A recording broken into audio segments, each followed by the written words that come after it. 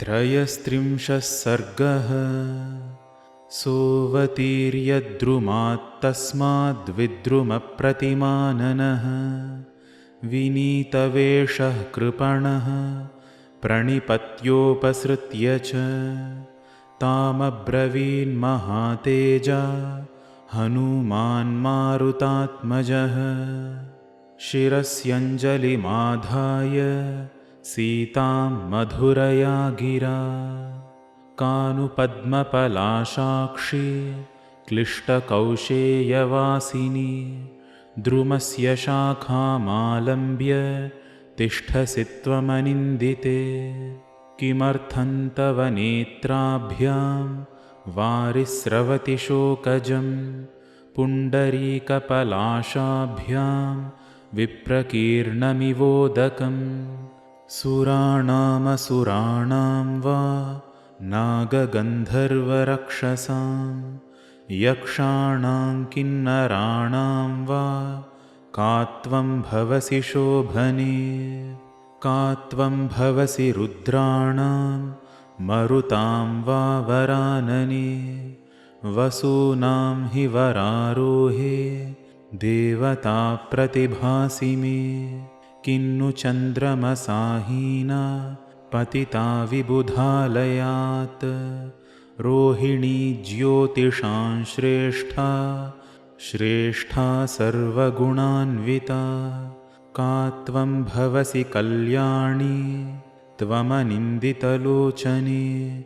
कोपाद्वा यदि वा मोहाद्भर्तारमसि ते क्षणे। वसिष्ठं कोपयित्वा त्वं नासि कल्याण्यरुन्धते। को नु पुत्रः पिता भ्राता भर्ता वा ते सुमध्यमे। अस्माल्लोकादमुं लोकं गतं त्वमनुशोचसि। रोदनादतिनिःश्वासाद्भूमिसंस्पर्शनादपि न त्वां देवीमहं मन्ये राज्ञः संज्ञावधारणात्। व्यञ्जनानि च ते यानि लक्षणानि च लक्षये। महिषी भूमिपालस्य राजकन्यासि मे मता। रावणेन जनस्थानाद् बलादपहृता यदि सीता त्वमसि भद्रन्ते तन्ममाचक्ष्वपृच्छतः। यथा हि तव वैदैन्यं रूपं चाप्यतिमानुषं तपसा चान्वितो वेषस्त्वं राममहिषी ध्रुवम्। सा तस्य वचनं श्रुत्वा रामकीर्तनहर्षिता उवाच वाक्यं वैदेही हनुमन्तं द्रुमाश्रितम्। पृथिव्यां राजसिंहानां मुख्यस्य विदितात्मनः स्नुषा दशरथस्याहं शत्रुसैन्यप्रतापिनः। दुहिता जनकस्याहं वैदेहस्य महात्मनः। सीता च नाम्नाहं भार्या रामस्य धीमतः। समाद्वादश तत्राहं राघवस्य निवेशने। भुञ्जानामानुषान् भोगान् सर्वकामसमृद्धिनी। तत्र त्रयोदशे वर्षे राज्येनेक्ष्वाकुनन्दनम् अभिषेचयितुं राजा सोपाध्यायः प्रचक्रमे। तस्मिन् सम्भ्रियमाणे तु राघवस्याभिषेचने कैकेयी नाम भर्तारं देवी वचनमब्रवीत्। न पिबेयन्न खादेयं प्रत्यहं मम भोजनम्। एष मे जीवितस्यान्तो रामो यद्यभिषिच्यते। यत्तदुक्तं त्वया वाक्यं प्रीत्या नृपतिसत्तम। तच्चेन्न वितथं कार्यं वनं गच्छतु राघवः। स राजा सत्यवाग्देव्या वरदानमनुस्मरन् मुमोहवचनं श्रुत्वा कैकेय्याः क्रूरमप्रियं।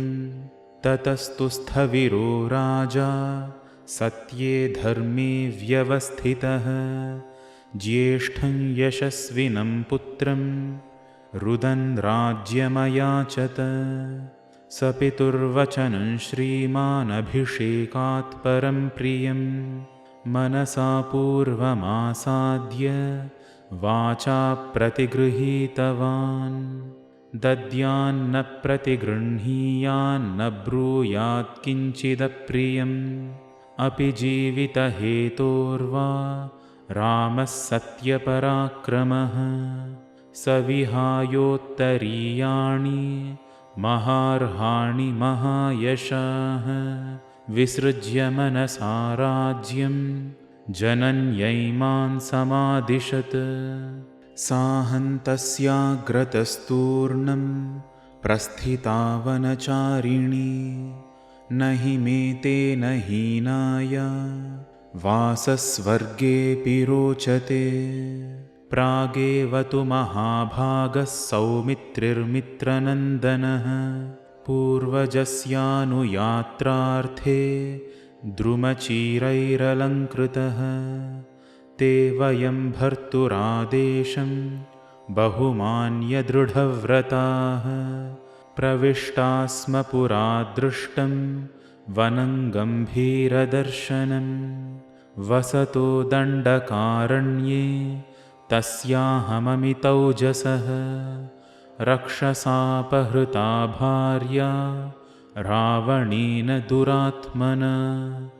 द्वौ मासौ तेन मे कालो जीवितानुग्रहः कृतः ऊर्ध्वन्द्वाभ्यां तु मासाभ्यां ततस्त्यक्ष्यामि जीवितम्।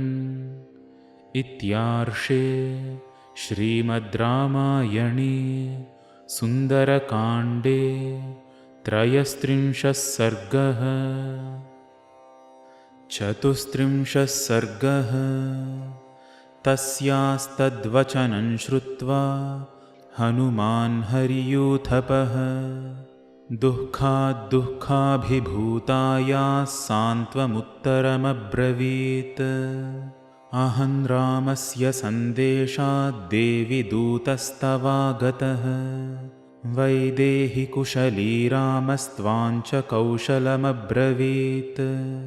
यो ब्राह्ममास्त्रं वेदांश्च वेदविदां वरः सत्त्वां दाशरथी रामो देवि कौशलमब्रवीत्। लक्ष्मणश्च महातेजा भर्तुस्तेऽनुचरः प्रियः कृतवान् शोकसन्तप्तः शिरसा तेऽभिवादनम्। सातयोः कुशलं देवी निशम्य नरसिंहयोः प्रीतिसंहृष्टसर्वाङ्गी हनुमन्तमथाब्रवीत्। कल्याणी बत गाथेयं लौकिकी प्रतिभाति मा एति जीवन्तमानन्दो नरं वर्षशतादपि। तया समागते तस्मिन् प्रीतिरुत्पादिताद्भुता परस्परेण चालापं विश्वस्तौ तौ प्रचक्रतुः। तस्यास्तद्वचनं श्रुत्वा हनुमान् हरियूथपः सीतायाः शोकदीनायाः समीपमुपचक्रमे। यथा यथा समीपं स हनुमानुपसर्पति तथा तथा रावणं सा तं सीता परिशङ्कते। अहो धिग्दुष्कृतमिदं कथितं हि यदस्य मे रूपान्तरमुपागम्य स एवायं हि रावणः। तामशोकस्य शाखान् सा विमुक्त्वा शोककर्षिता तस्यामेवानवद्याङ्गी धरण्यां समुपाविशत्। हनुमानपि दुःखार्तां तां दृष्ट्वा भयमोहितां अवन्दतमहाबाहुस्ततस्ताञ्जनकात्मजां सा चैनं भयवित्रस्ता भूयो नैवाभ्युदैक्षत तन्दृष्ट्वा वन्दमानन्तु सीता शशिनिभानना अब्रवीद्दीर्घमुच्छ्वस्य वानरं मधुरस्वरा मायां प्रविष्टो मायावी यदि त्वं रावणस्वयम् उत्पादयसि मे भूयः सन्तापं तन्न शोभनम् स्वं परित्यज्य रूपं यः परिव्राजकरूपधृत् जनस्थाने मया दृष्टस्त्वं स एवासि रावणः उपवासकृशान्दीनां कामरूपनिशाचर सन्तापयसि मां भूयः सन्तप्तां तन्न शोभनम् अथवा नैतदेवं हि यन्मया परिशङ्कितं मनसो हि मम प्रीतिरुत्पन्ना तव दर्शनात् यदि रामस्य दूतस्त्वमागतो भद्रमस्तु ते पृच्छामि त्वां हरिश्रेष्ठ प्रिया रामकथा हि मे गुणान् रामस्य कथय प्रियस्य मम वानर चित्तं हरसि मे सौम्य नदीकूलं यथारयः अहो स्वप्नस्य सुखता याहमेवं चिराहृता प्रेषितं नाम पश्यामि राघवेण वनौकसं स्वप्नेऽपि यद्यहं वीरं राघवं सह लक्ष्मणं पश्येयन्नावसीदेयं स्वप्नोऽपि मम मत्सरे नाहं स्वप्नमिमं मन्ये स्वप्ने दृष्ट्वा हि वानरं न शक्योऽभ्युदयः प्राप्तुं प्राप्तश्चाभ्युदयो मम किन्नु स्याच्चित्तमोहोऽयं भवेद्वातगतिस्त्वियम् उन्मादजो विकारो वा स्यादियं मृगतृष्णिका अथवा नायमुन्मादो मोहोऽप्युन्मादलक्षणः सम्बुध्ये चाहमात्मानमिमं चापि वनौकसम् इत्येवं बहुधा सीता सम्प्रधार्य बलाबलं रक्षसां कामरूपत्वान्मेने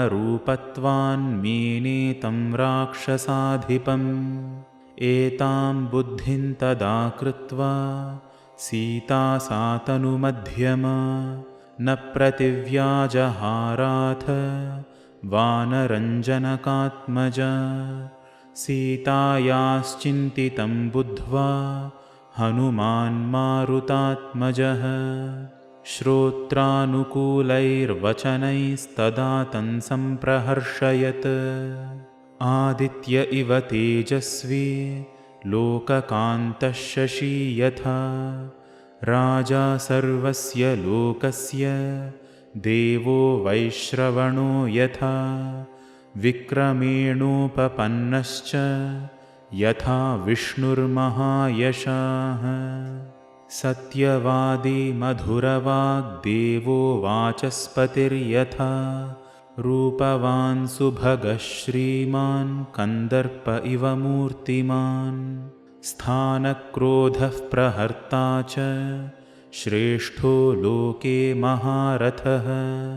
बाहुच्छायामवष्टब्धो यस्य लोके महात्मनः अपकृष्याश्रमपदान् मृगरूपेण राघवं शून्ये येनापनीतासि तस्य द्रक्ष्यसि यत्फलम् न चिराद्रावणं संख्ये यो वधिष्यति वीर्यवान् रोषप्रमुक्तैरिषुभिर्ज्वलद्भिरिव पावकैः तेनाहं प्रेषितो दूतस्त्वत्सकाशमिहागतः त्वद्वियोगेन दुःखार्तः स त्वां कौशलमब्रवीत् लक्ष्मणश्च महातेजाः सुमित्रानन्दवर्धनः अभिवाद्य महाबाहुः सत्त्वां कौशलमब्रवीत्। रामस्य च सखा देवी सुग्रीवो नाम वानरः राजा वानरमुख्यानां सत्त्वां कौशलमब्रवीत्। नित्यं स्मरति रामस्त्वां स सुग्रीवः स लक्ष्मणः दिष्ट्या जीवसि वैदेही राक्षसी वशमागता।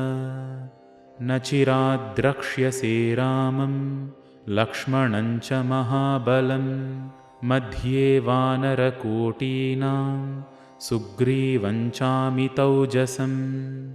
अहं सुग्रीवसचिवो हनुमान् नाम वानरः प्रविष्टो नगरीं लङ्कां लङ्घयित्वा महोदधिं कृत्वा मूर्ध्निपदन्यासं रावणस्य दुरात्मनः।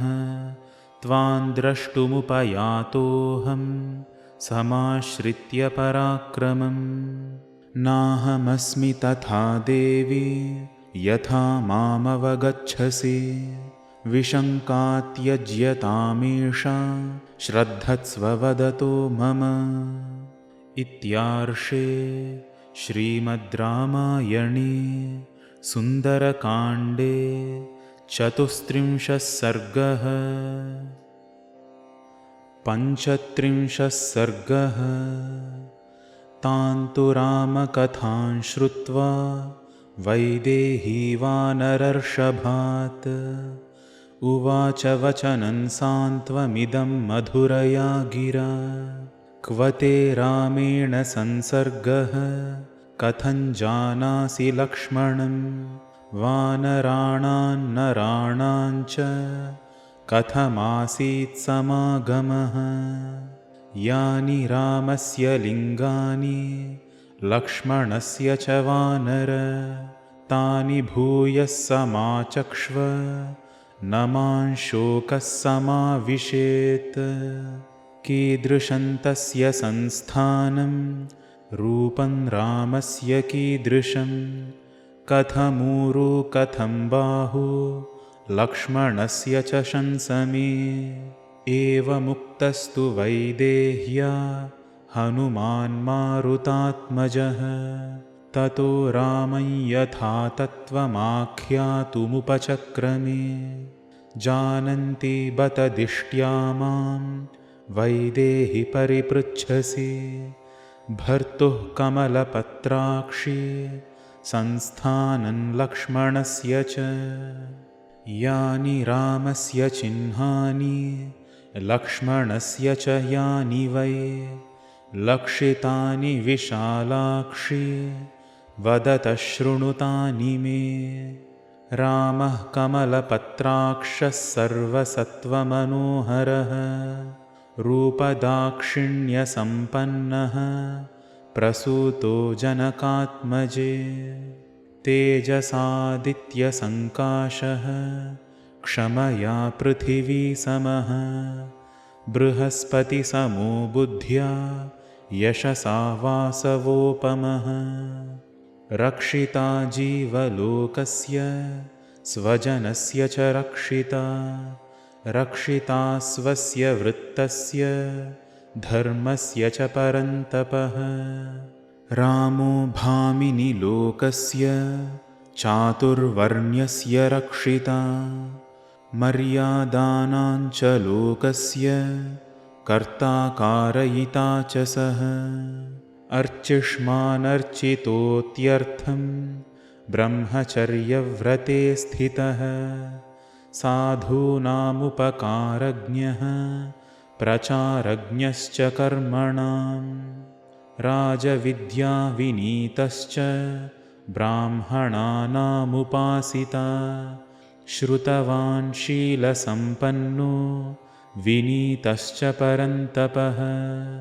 यजुर्वेदविनीतश्च वेदविद्भिः सुपूजितः धनुर्वेदे च वेदेषु वेदाङ्गेषु च निष्ठितः। विपुलांसो महाबाहुः कम्बुग्रीवः शुभाननः गूढजत्रुः सुताम्राक्षो रामो देवि जनैः श्रुतः दुन्दुभिस्वननिर्घोषस्निग्धवर्णः प्रतापवान् समः समविभक्ताङ्गो वर्णं श्यामं समाश्रितः त्रिस्थिरस्त्रिप्लवम्बश्च त्रिसमस्त्रिषु चोन्नतः त्रिताम्रस्त्रिषु च स्निग्धो गम्भीरस्त्रिषु नित्यशः त्रिवलीवांस्त्र्यवनतश्चतुर्व्यङ्गस्त्रिशीर्षवान् चतुष्कलश्चतुर्लेखश्चतुष्किष्कुश्चतुस्समः चतुर्दशसमद्वन्द्वश्चतुर्दंष्ट्रश्चतुर्गतिः महोष्ठहनुनासश्च पञ्चस्निग्धोष्टवंशवान् दशपद्मो दशबृहत्त्रिभिर्व्याप्तो द्विशुक्लवान् षडुन्नतो नवतनुस्त्रिभिर्व्याप्नोति राघवः सत्यधर्मपरः श्रीमान् सङ्ग्रहानुग्रहे रतः देशकालविभागज्ञः सर्वलोकप्रियं वदः भ्राता तस्य च द्वैमात्रः सौमित्रिरपराजितः अनुरागेण रूपेण गुणैश्चैव तथाविधः तावुभौ नरशार्दूलौ त्वद्दर्शनसमुत्सुकौ विचिन्वन्तौ महीं कृत्स्नामस्माभिरभिसङ्गतौ त्वामेव मार्गमाणौ तौ विचरन्तौ वसुन्धरां ददर्शतुर्मृगपतिं पूर्वजेनावरोपितं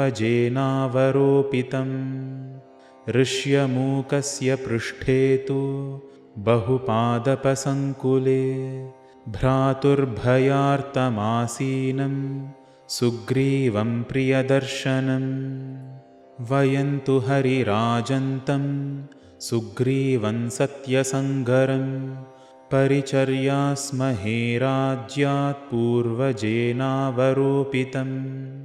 ततस्तौ चिरवसनौ धनुः प्रवरपाणिनौ ऋष्यमूकस्य शैलस्य रम्यं देशमुपागतौ सतौ दृष्ट्वा नरव्याघ्रौ धन्विनौ वानरर्षभः अवप्लुतो गिरेस्तस्य शिखरं भयमोहितः ततः स शिखरे तस्मिन् वानरेन्द्रो व्यवस्थितः तयोः समीपं मामेव प्रेषयामास सत्वरं तावहं पुरुषव्याघ्रौ सुग्रीववचनात् प्रभु रूपलक्षणसम्पन्नौ कृताञ्जलिरुपस्थितः तौ परिज्ञाततत्त्वार्थौ मया प्रीतिसमन्वितौ पृष्ठमारोप्य तन्देशं प्रापितौ पुरुषर्षभौ निवेदितौ च तत्त्वेन सुग्रीवाय महात्मने तयोरन्योन्यसल्लापाद्भृशं प्रीतिरजायत ततस्तौ प्रीतिसम्पन्नौ हरीश्वरनरेश्वरौ परस्परकृताश्वासौ कथया पूर्ववृत्तया तन्ततः सान्त्वयामास सुग्रीवं लक्ष्मणाग्रजः स्त्रीहेतोर्वालिना भ्रात्रा निरस्तमुरुतेजसा ततस्त्वन्नाशजं शोकं रामस्याक्लिष्टकर्मणः लक्ष्मणो वानरेन्द्राय सुग्रीवाय न्यवेदयत् सश्रुत्वा वानरेन्द्रस्तु लक्ष्मणेनेरितं वचः तदासीन्निष्प्रभोत्यर्थं ग्रहग्रस्त इवांशुमान् ततस्त्वद्गात्रशोभीनि रक्षसा ह्रियमाणया यान्याभरणजालानि पातितानि महीतले तानि सर्वाणि रामाय आनीय हरियूथपाः संहृष्टा दर्शयामासुर्गतिं तु न विदुस्तव तानि रामाय दत्तानि मयैवोपहृतानि च स्वनवन्त्यवकीर्णानि तस्मिन् विगतचेतसि तान्यङ्के दर्शनीयानि कृत्वा बहुविधं तव तेन देवप्रकाशेन देवेन परिदेवितं पश्यतस्तानि रुदतस्ताम्यतश्च पुनः पुनः प्रादीपयन्दाशरथेस्तानि शोकहुताशनं शयितं च चिरन्तेन दुःखार्तेन महात्मना मयापि विविधैर्वाक्यैः कृच्छ्रादुत्थापितः पुनः तानि दृष्ट्वा महाबाहुर्दर्शयित्वा मुहुर्मुहुः राघवः सह सौमित्रिः सुग्रीवे संन्यवेदयत् स तवादर्शनादार्ये राघवः परितप्यते महता ज्वलता नित्यमग्निनेवाग्निपर्वतः त्वत्कृते तमनिद्रा च शोकश्चिन्ता च राघवं तापयन्ति महात्मानमज्ञागारमिवाग्नयः तवादर्शनशोकेन राघवः परिचाल्यते महता भूमिकम्पेन महानिवशिलोच्चयः काननानि सुरम्याणि नदीः प्रस्रवणानि च चरन्न रतिमाप्नोति त्वामपश्यन् नृपात्मजे स त्वां मनुजशार्दूलः क्षिप्रं प्राप्स्यति राघवः समित्रबान्धवं हत्वा रावणं जनकात्मजे सहितौ रामसुग्रीवावुभावकुरुतां तदा समयं वालिनं हन्तुं तव चान्वेषणं तथा ततस्ताभ्यां कुमाराभ्यां वीराभ्यां स हरीश्वरः किष्किन्धां समुपागम्य वाली युद्धे निपातितः ततो निहत्य तरसा रामो वालिनमाहवे सर्वर्क्षहरिसङ्घानां सुग्रीवमकरोत्पतिम् रामसुग्रीवयोरैक्यं देव्येवं समजायत हनूमन्तं च मां विद्धि तयोर्दूतमिहागतम्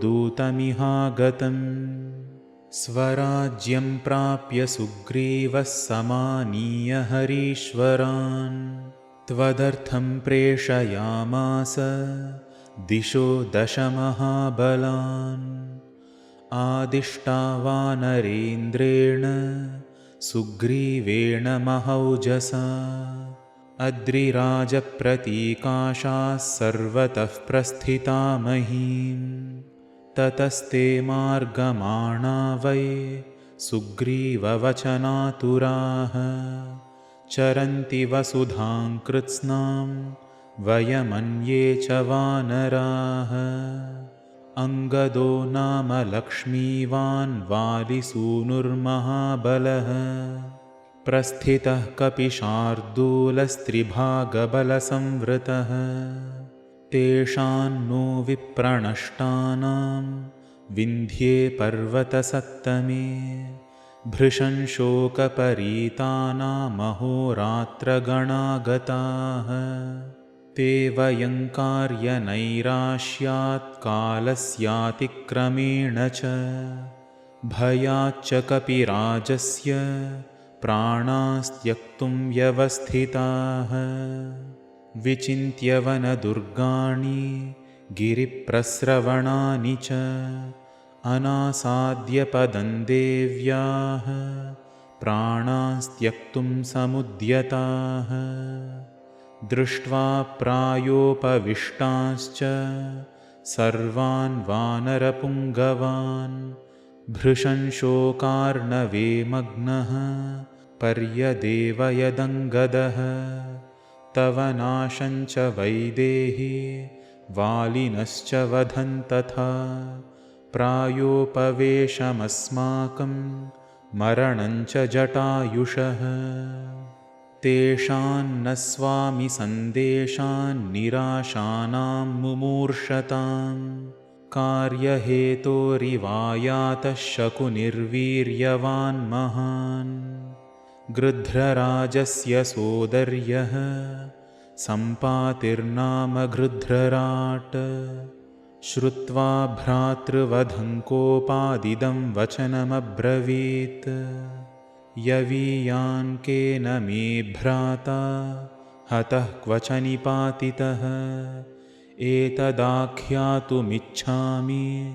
भवद्भिर्वानरोत्तमाः अङ्गदो कथयत्तस्य जनस्थाने महद्वधं रक्षसा भीमरूपेण त्वामुद्दिश्य यथा तथं जटायुषो वधं श्रुत्वा दुःखितः सोऽरुणात्मजः त्वां शशंस वरारोहे वसन्तीं रावणालये तस्य तद्वचनं श्रुत्वा सम्पातेः प्रीतिवर्धनम् अङ्गदप्रमुखाः सर्वे ततः सम्प्रस्थिता वयम् विन्ध्यादुत्थाय सम्प्राप्ताः सागरस्यान्तमुत्तरं त्वद्दर्शनकृतोत्साहा हृष्टास्तुष्टाः प्लवङ्गमाः अङ्गदप्रमुखाः सर्वे वेलोपान्तमुपस्थिताः चिन्तां जग्मुः पुनर्भीतास्त्वद्दर्शनसमुत्सुकाः अथाहं हरिसैन्यस्य सागरं प्रेक्ष्य सीदतः व्यवधूय भयं तीव्रं योजनानां शतं प्लुतः लङ्का चापि मया रात्रौ प्रविष्टा राक्षसाकुला रावणश्च मया दृष्टस्त्वं च शोकपरिप्लुता एतत्ते सर्वमाख्यातं यथा वृत्तमनिन्दिते अभिभाषस्व मां देवी दूतो दाशरथेरहं तं मां रामकृतोद्योगं त्वन्निमित्तमिहागतं सुग्रीवसचिवं देवी बुद्ध्यस्वपवनात्मजम् कुशली तव काकुत्स्थः सर्वशस्त्रभृतां वरः गुरोराराधने युक्तो लक्ष्मणश्च सुलक्षणः तस्य वीर्यवतो देवी भर्तुस्तव हिते रतः अहमेकस्तु सम्प्राप्तः सुग्रीववचनादिह मयेयमसहायेन चरता कामरूपिणा दक्षिणादिगनुक्रान्ता त्वन्मार्गविचयैषिणा दिष्ट्याहं हरिसैन्यानां त्वन्नाशमनुशोचताम् अपनेष्यामि सन्तापं तवाभिगमशंसनात् दिष्ट्या हि मम न व्यर्थं देवि सागरलङ्घनं प्राप्स्याम्यहमिदं दिष्ट्या त्वद्दर्शनकृतं यशः राघवश्च महावीर्यः क्षिप्रं त्वामभिपत्स्यते समित्रबान्धवं हत्वा रावणं राक्षसाधिपम् माल्यवान्नाम वैदेही गिरीणामुत्तमो गिरिः ततो गच्छति गोकर्णं पर्वतं केसरी हरिः स च देवर्षिभिर्दिष्टः पिता मम महाकपिः तीर्थे नदीपतेः पुण्ये शम्बसादनमुद्धरत्। तस्याहं हरिणः क्षेत्रे जातो वातेन मैथिली। हनुमानिति विख्यातो लोके स्वेनैव कर्मणा। विश्वासार्थं तु वैदेही भर्तुरुक्ता मया गुणाः। अचिराद्राघवो देवी त्वामितो नयिता नघे। एवं विश्वसिता सीता हेतुभिः शोककर्षिता। उपपन्नैरभिज्ञानैर्दूतं तमवगच्छति। अतुलं च गता हर्षं प्रहर्षेण च जानकी। नेत्राभ्यां वक्रपक्ष्मभ्यां मुमोचानन्दजञ्जलम्। चारु तद्वदनं तस्यास्ताम्रशुक्लायते क्षणम्। अशोभत विशालाक्ष्या राहुमुक्त इवोडुराट्। हनुमन्तं कपिं व्यक्तं मन्यते नान्यथेति सा। अथोवाच हनूमांस्तामुत्तरं प्रियदर्शना। एतत्ते सर्वमाख्यातं समाश्वसि हि मैथिली। किं करोमि कथं वा ते रोचते प्रतियाम्यहम्। हते सुरे संयतिशम्बसादने कपिप्रवीरेण महर्षिचोदनात्। ततोऽस्मि वायुप्रभवो हि मैथिली प्रभावतस्तत्प्रतिमश्च वानरः। इत्यार्षे श्रीमद् रामायणे सुन्दरकाण्डे 35 सर्गः। 36 सर्गः। भूय एव महातेजा हनुमान् मारुतात्मजः। अब्रवीत् प्रश्रितं वाक्यं सीताप्रत्ययकारणात्। वानरोऽहं महाभागे दूतो रामस्य धीमतः। रामनामाङ्कितं चेदं पश्य देव्यङ्गुलीयकम्। प्रत्ययार्थं तवानीतं तेन दत्तं महात्मना। समाश्वसि हि भद्रन्ते क्षीणदुःखफलाह्यसि। गृहीत्वा प्रेक्षमाणा सा भर्तुः करविभूषणम्। भर्तारमिव सम्प्राप्ता जानकी मुदिताभवत्। चारु तद्वदनं तस्यास्ताम्रशुक्लायते क्षणम्। अशोभत विशालाक्ष्या राहुमुक्त इवोडुराट्। ततः सा ह्रीमती बाला भर्तृसन्देशहर्षिता।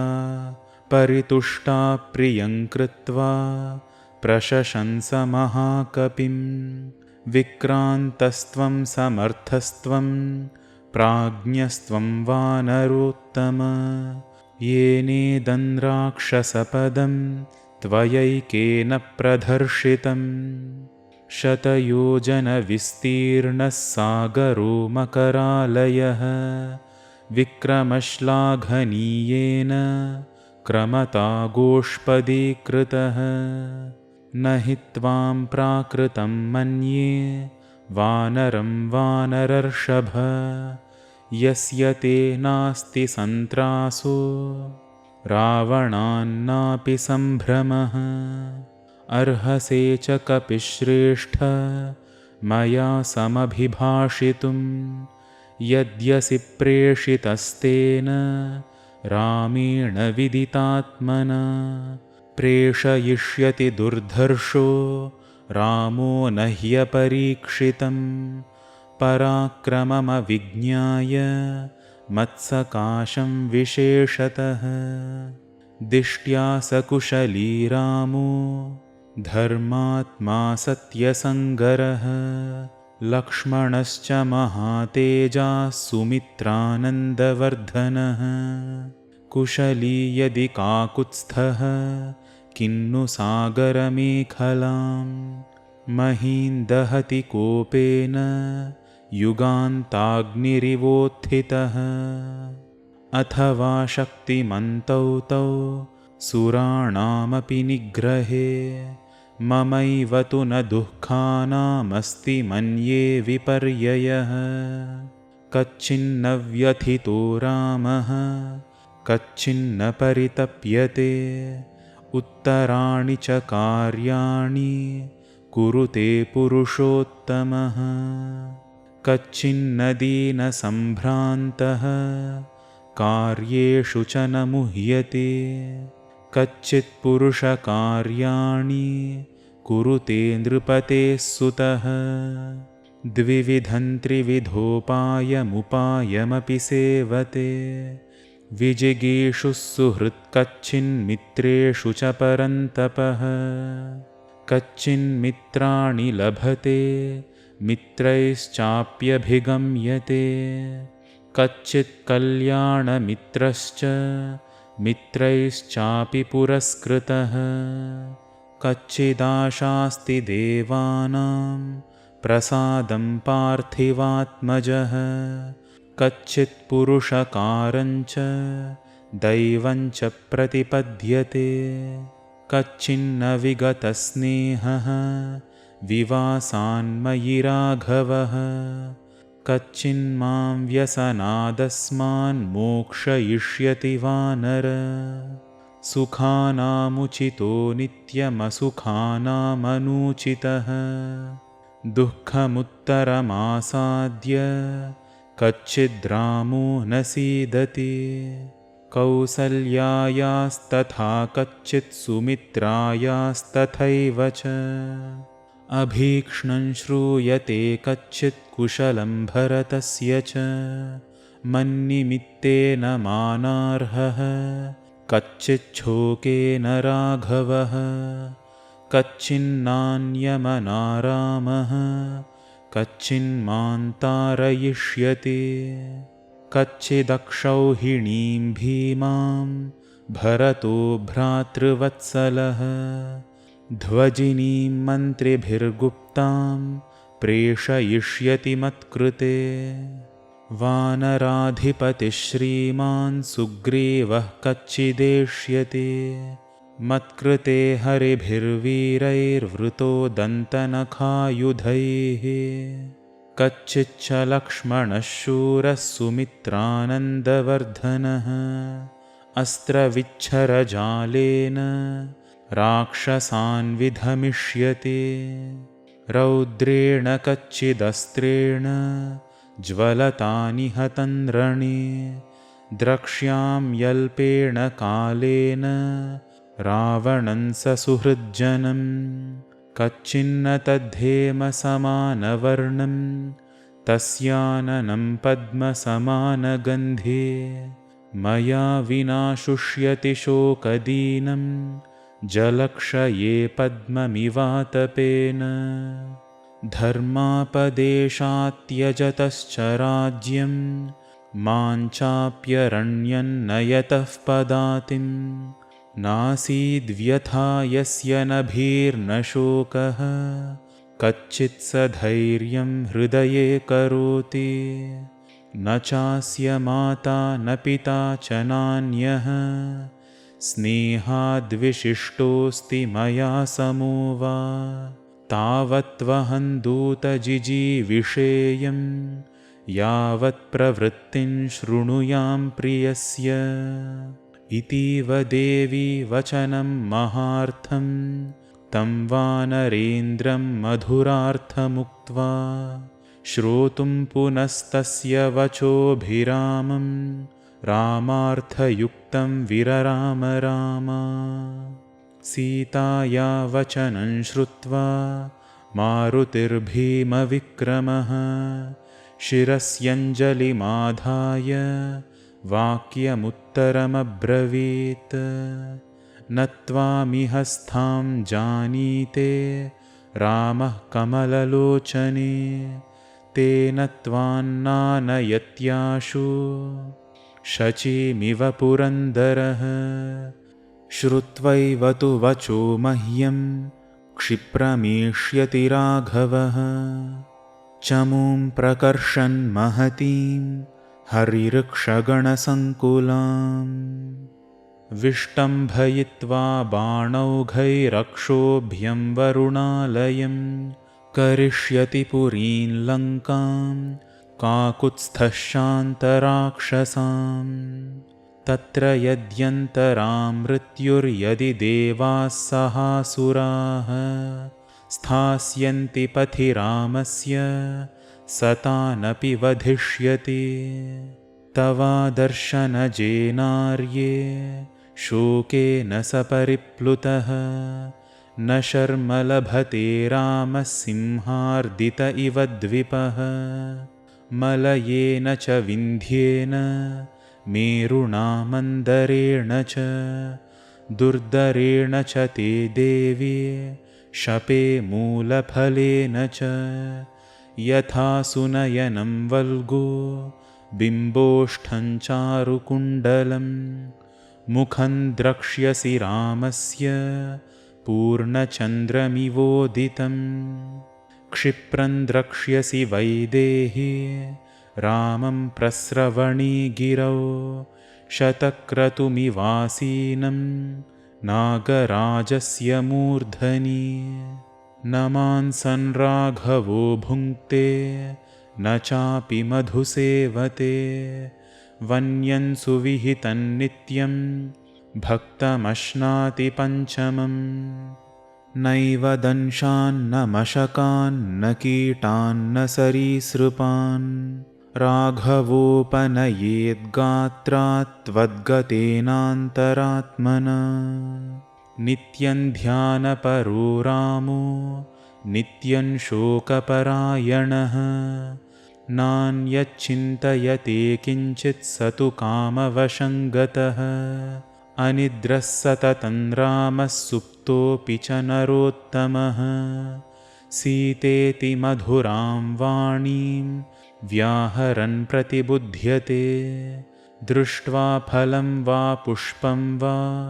यद्वान्यत्सु मनोहरं बहुशोहा प्रियेत्येवं श्वसंस्त्वामभिभाषते स देवि नित्यं परितप्यमानस्त्वामेव सीतेत्यभिभाषमाणः धृतव्रतो राजसुतो महात्मा तवैव लाभाय कृतप्रयत्नः सा रामसङ्कीर्तनवीतशोका रामस्य शोकेन समानशोका शरन्मुखे साम्बुदशेषचन्द्रा निषेव वैदेहसुता बभूव इत्यार्षे श्रीमद् रामायणे सुन्दरकाण्डे 36 सर्गः 37 सर्गः सीता तद्वचनं श्रुत्वा पूर्णचन्द्रनिभानना हनुमन्तमुवाचेदं धर्मार्थसहितं वचः अमृतं विषसंसृष्टं त्वया वानरभाषितं यच्च नान्यमना रामो यच्च शोकपरायणः ऐश्वर्ये वा सुविस्तीर्णे व्यसने वा सुदारुणे रज्वेव पुरुषं बद्ध्वा कृतान्तः परिकर्षति विधिर्नूनमसंहार्यः प्राणिनां प्लवगोत्तम सौमित्रिं मां च रामं च व्यसनैः पश्य मोहितान् शोकस्यास्य कदा पारं राघवोऽधिगमिष्यति प्लवमानः परिश्रान्तो हतनौ सागरे यथा राक्षसानां वधं कृत्वा सूदयित्वा च रावणं लङ्कामुन्मूलितां कृत्वा कदा द्रक्ष्यति मां पतिः। स वाच्यः सन्त्वरस्वेति यावदेव न पूर्यते। अयं संवत्सरः कालस्तावद्धि मम जीवितम्। वर्तते दशमो मासो द्वौ तु शेषौ प्लवङ्गम। रावणेन नृशंसेन समयो यः कृतो मम। विभीषणेन च भ्रात्रा मम निर्यातनं प्रति। अनुनीतः प्रयत्नेन न च तत्कुरुते मतिम्। मम प्रतिप्रदानं हि रावणस्य न रोचते। रावणं मार्गते संख्ये मृत्युः कालवशं गतम्। ज्येष्ठा कन्या नला नाम विभीषणसुता कपे। तया ममेदमाख्यातं मात्रा प्रहितया स्वयम्। असंशयं हरिश्रेष्ठ क्षिप्रं मां प्राप्स्यते पतिः। अन्तरात्मा हि मे शुद्धस्तस्मिंश्च बहवो गुणाः। उत्साहः पौरुषं सत्त्वमानृशंस्यं कृतज्ञता। विक्रमश्च प्रभावश्च सन्ति वानरराघवे। 14,000 राक्षसानां जघानयः। जनस्थाने विना भ्रात्रा शत्रुः कस्तस्य नु द्विजेत्। न स शक्यस्तुलयितुं व्यसनैः पुरुषर्षभ। अहं तस्य प्रभावज्ञा शक्रस्येव पुलोमजा। शरजालांशुमान् शूरः कपे रामदिवाकरः। शत्रुरक्षो मयन्तोऽयमुपशोषन् नयिष्यति। इति सञ्जल्पमानान्तां रामार्थे शोककर्षिताम्। अश्रुसम्पूर्णनयनामुवाच वचनं कपिः। श्रुत्वैव तु वचो मह्यं क्षिप्रमेष्यति राघवः। चमूं प्रकर्षन् महतीं हर्यृक्षगणसङ्कुलाम्। अथवा मोचयिष्यामि त्वामद्यैव वरानने। अस्माद्दुःखादुपारोह मम पृष्ठमनिन्दिते। त्वां हि पृष्ठगतां कृत्वा सन्तरिष्यामि सागरं। शक्तिरस्ति हि मे वोढुं लङ्कामपि स रावणाम्। अहं प्रस्रवणस्थाय राघवायाद्य मैथिली। प्रापयिष्यामि शक्राय हव्यं हुतमिवानलः। द्रक्ष्यस्यद्वैव वैदेही राघवं सह लक्ष्मणं। व्यवसायसमायुक्तं विष्णुं दैत्यवधे यथा। त्वद्दर्शनकृतोत्साहमाश्रमस्थं महाबलं। पुरन्दरमिवासीनं नागराजस्य मूर्धनि। पृष्ठमारोह मे देवी मा विकाङ्क्षस्व शोभने। योगमन्विच्छ रामेण शशाङ्केनेव रोहिणी। कथयन्तीव चन्द्रेण सूर्येण च महार्चिषा। मत्पृष्ठमधिरुह्य त्वं ताराकाशमहार्णवम्। न हि मे सम्प्रयातस्य त्वामितो नयतोऽङ्गने। अनुगन्तुं गतिं शक्ताः सर्वे लङ्कानिवासिनः। यथैवाहमिह प्राप्तस्तथैवाहमसंशयम्। यास्यामि पश्य वैदेही त्वामुद्यम्य विहायसम्। मैथिली तु हरिश्रेष्ठा श्रुत्वा वचनमद्भुतम्। हर्षविस्मितसर्वाङ्गी हनुमन्तमथाब्रवीत्। हनुमन्दूरमध्वानं कथं मां वोढुमिच्छसि तदेव खलु ते मन्ये कपित्वं हरियूथप कथं वाल्पशरीरस्त्वं मामितो नेतुमिच्छसि सकाशं मानवेन्द्रस्य भर्तुर्मे प्लवगर्षभ सीताया वचनं श्रुत्वा हनुमान् मारुतात्मजः चिन्तयामास लक्ष्मीवान्नवं परिभवं कृतम् न मे जानाति सत्वं वा प्रभावं वासि तीक्ष्णा तस्मात् पश्यतु वैदेही यद्रूपं मम कामतः इति संचिन्त्य हनुमांस्तदा प्लवगसत्तमः दर्शयामास वैदेह्याः स्वनृपमरिमर्दनः स तस्मात् पादपाद्धीमानाप्लुत्य प्लवगर्षभः ततो वर्धितुमारेभे सीताप्रत्ययकारणात् मेरुमन्दरसङ्काशो बभौ दीप्तानलप्रभः अग्रतो व्यवतस्थे च सीताया वानरोत्तमः हरिः पर्वतसङ्काशस्ताम्रवक्त्रो महाबलः वज्रदंष्ट्रनखो भीमो वैदेहीमिदमब्रवीत् सपर्वतवनोद्देशां साट्टप्राकारतोरणां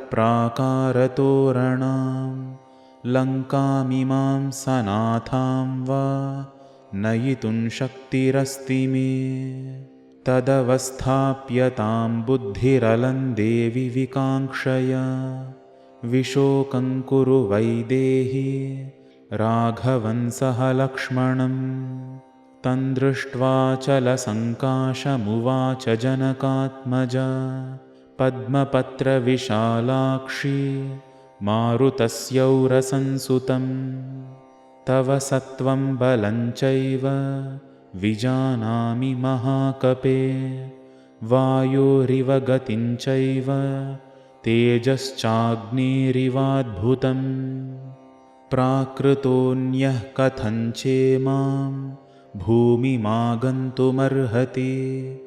उदधेरप्रमेयस्य पारं वानरपुङ्गव जानामि गमने शक्तिं नयने चापि ते मम अवश्यं सम्प्रधार्याशु कार्यसिद्धिर्महात्मनः अयुक्तं तु कपिश्रेष्ठ मम गन्तुं त्वया नघ वायुवेगसवेगस्य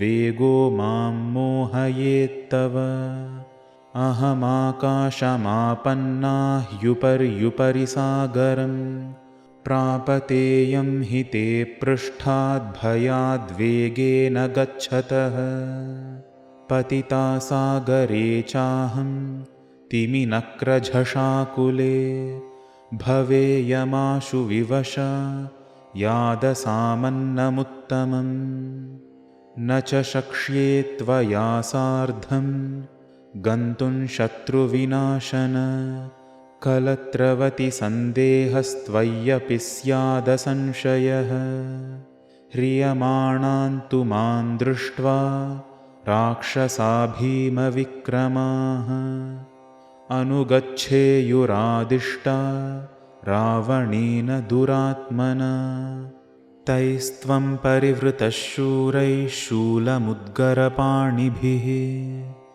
भवेस्त्वं संशयं प्राप्तो मया वीरकलत्रवान् सायुधा बहवो व्योम्नि राक्षसास्त्वं निरायुधः कथं शक्ष्यसि संयातुं मां चैव परिरक्षितुं युध्यमानस्य रक्षोभिस्तव तैः क्रूरकर्मभिः प्रपतेयं हि ते पृष्ठाद्भयार्ता कपिसत्तम अथ रक्षांसि भीमानि महान्ति बलवन्ति च कथञ्चित् साम्पराये त्वां जयेयुः कपिसत्तम अथवा युध्यमानस्य पतेयं विमुखस्य ते पतिताञ्च गृहीत्वा मां नयेयुः पापराक्षसाः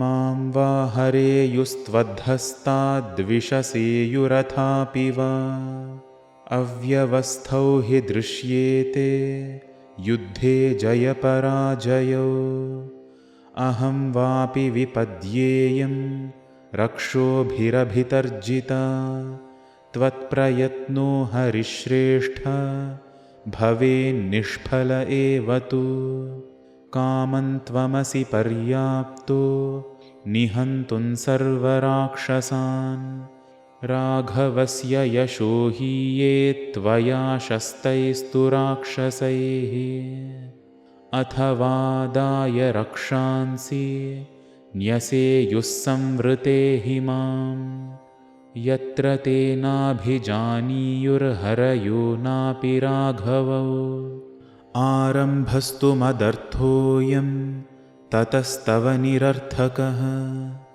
त्वया हि सह रामस्य महानागमने गुणः मयि जीवितमायत्तं राघवस्य महात्मनः भ्रातॄणां च महाबाहो तव राजकुलस्य च तौ निराशौ मदर्थन्तु शोकसन्तापकर्षितौ सह सर्वर्क्षहरिभिस्त्यक्ष्यतः प्राणसङ्ग्रहम् भर्तृभक्तिं पुरस्कृत्य रामादन्यस्य वानर न स्पृशामि शरीरन्तु पुंसो वानरपुङ्गव यदहङ्गात्रसंस्पर्शं रावणस्य बलाद्गता अनीशा किं करिष्यामि विनाथा विवशा सती यदि रामो दशग्रीवमिह हत्वा सबान्धवं मामितो गृह्य गच्छेत तत्तस्य सदृशं भवेत् श्रुता हि दृष्टाश्च मया पराक्रमा महात्मनस्तस्य रणावमर्दिनः न देवगन्धर्वभुजङ्गराक्षसा भवन्ति रामेण समाहि संयुगे समीक्ष्य तं संयतिचित्रकार्मुकं महाबलं वासवतुल्यविक्रमं सलक्ष्मणं को विषहेतराघवं हुताशनन्दीप्तमिवानिलेरितं सलक्ष्मणं राघवमाजिमर्दनं दिशागजं मत्तमिव व्यवस्थितं सहेतको वानरमुख्यसंयुगे युगान्तसूर्यप्रतिमं शरार्चिषम् समे हरिश्रेष्ठसलक्ष्मणं पतिं सयूथपङ्क्षिप्रमिहोपपादय चिराय रामं प्रतिशोककर्षितां कुरुष्व मां वानरमुख्यहर्षिताम् इत्यार्षे श्रीमद् रामायणे सुन्दरकाण्डे 37 सर्गः।